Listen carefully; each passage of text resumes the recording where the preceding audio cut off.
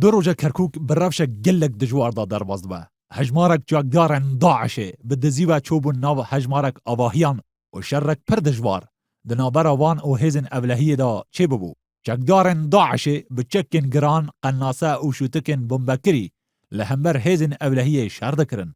و گوتنا پولیس کرکوک 48 جاگدار وی رخستن هاتنا کشتن. هندک جوان خود تقاندن و هندک جی هاتنا گرتن.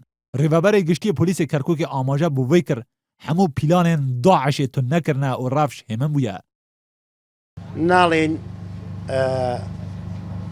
هر به یک جاری توابون بلام رنگ به تاکوتراک لملا و لولا لا خواروا لا دهاتکان ناوچه موزلکان ما بیتنو جارجار بیانو تقیق کنکشتک بلام ایما خلکی شاری بشرفی کرکوک دلنیا کینوا کوا بتواوتی مال بمال گرک با گرک هموی پاک و بکینو و پاکش کراوتوا بلام هر بود دلنیایی.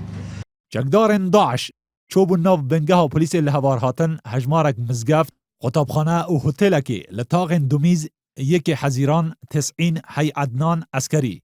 جو آلی دنوه جگدارن داعش ایریشی هر دو راوستگهن کاربه یا کون و تازه یا دوبز و گندن محمودی سایتپه زینانه کرن که دکونه سینور ناوچه لیلان لباشور کرکوکه و تن لناوچه ناوبری 11 داعشی هات نکشتن.